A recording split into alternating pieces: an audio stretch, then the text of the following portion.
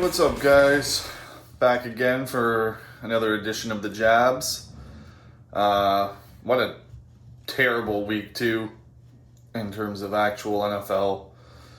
I never like seeing guys get hurt, especially, well, just no guys at all, but when they're such high-skilled guys that a lot of people spend a lot of draft capital on, those are just heartbreaking, man. And San Fran, that was super unfortunate. I hope they can recover, but it's kind of like a Super Bowl team potentially that will not.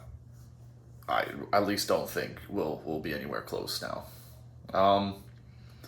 Anyways, really good week too. In terms of fantasy, we had some high scoring games. We had some just fun games to kind of follow along if you guys do follow the scoreboard at all. So yeah, I had a lot of fun with it. And anyways, maybe not getting into some crazy jabs yet, but hopefully they pick up at some point. But here we go. Koopa lost 194 to 149 to moi. Really, Koopa, I guess tanking is just incredibly hard for you. Traded Adam Thielen, banking on like he had a huge week one, almost had Koopa relevant in a game, so he's like, I gotta move this guy, get him out of here. Gets OBJ. Well, now OBJ's his high scorer this week, so I just thought it was pretty funny that he moves a guy, and then Thielen puts up like 6 points, and the guy he trades for puts up 17.4. So I don't know, Koopa. You just keep on tanking, buddy. You're doing a good job. Second team would be Show Me in the co-main event of last week. Joe lost to Joey 270 to 181. It's his defense. Joe, your defense is just not good enough. Everything else is firing well. You made the amazing trade. Restocking your team and getting rid of Barkley, who then turned around and got injured for the season. Like, it all looking good, but your defense is still subpar. Big name, small points, man. Aaron Donald, 1 point. Jalen Ramsey, 2 points. Big name, small points. DRC lost 230 to 225 in a heartbreaker to Luka. I thought it was all but over. Going into that Monday nighter, he was within striking distance and had Littleton and Breeze to go. I thought this is a win for sure, and it just fell short, obviously. And then you factor in like you lost Saquon after a little bit of time, and I don't know, Cortland Sutton as well. Like, it was 5 points, and they were all just so close. This was our marquee matchup of the week, and it lived up to its billing, but just had a heartbreaking end. But pretty good if you're Luka. DRC, don't give up, buddy. Or give up and trade all your guys to me. Whatever you want to do. But you just got to fight through it, man. Brutal. Next, Polk High the Bye. Lost 154 to 103 to the Meatball Maniacs in my tickle fight of the week. These two didn't want to win, but you're not going to get lower than the Polk High Bye, okay? That guy knows how to lose. His quarterback, who there were probably maybe some guys in certain leagues playing Kirk Cousins as their starting quarterback. I don't know, but they might have. He put up negative 0.2 points. Come on, man. Dan had 12 guys score under 8 points. 9 of those guys scoring under 4.1 points. This is just a full tank job.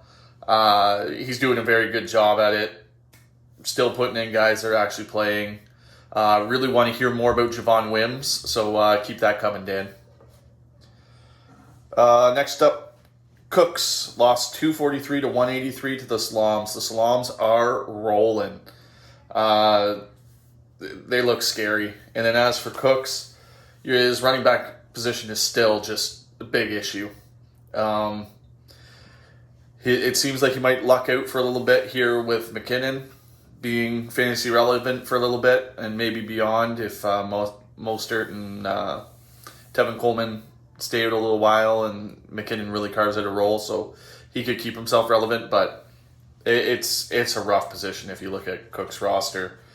And 8 players on his team scored 9 points or under. You need to change that if you want to hang in with some of these big hitters in this league.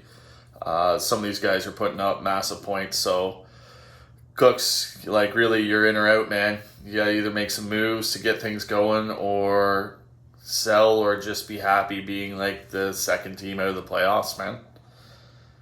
Teletubbies lost 255 to 228 in a slugfest to Sean. Cool story.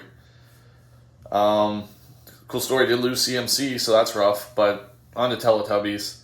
7 players scoring 9.2 points or under. But he had 5 players score 21 plus, including a 38.7 from Josh Stallion. Teletubbies got a scary roster, man. If it all fires, and if you look at that, like, he's got some big play guys. This is a tough out for anybody. I believe he's 0-2, but that's a strong 0-2, man. Really, when it comes down to it, I think Zach just needs to make better decisions. He's just like, 228 points? Like, come on, man, it's a joke. I'm over here winning with 194. Get yourself together. Come on. And lastly, TOG lost to Tom, 251 to 232 in another absolute war. His wide receivers let him down. And I was saying after Michael Thomas went down, does he have the firepower in that position to keep it going? And Landry 7.6, Julio 4.4, Willie Snead 4.9. Left Keelan Cole on the bench, which I doubt he does again, with 17.8 points. He left Keanu O'Neal on the bench at 13 points. Well, Jabril Peppers put up 7.3, so he did have a path to victory. Would have had to make his perfect lineup, but, you know, you lose with 232. That's just rough, and that's tough luck. But TOG, really what I'm trying to say is, much like Zach, the decision making is just poor. Do you still got it? Just wondering, do you still have what it takes? Anyways, guys, that's the Jabs for this week. I know it's not super exciting or anything, but it's just my little take. Moving on to this week, what I'm looking forward to.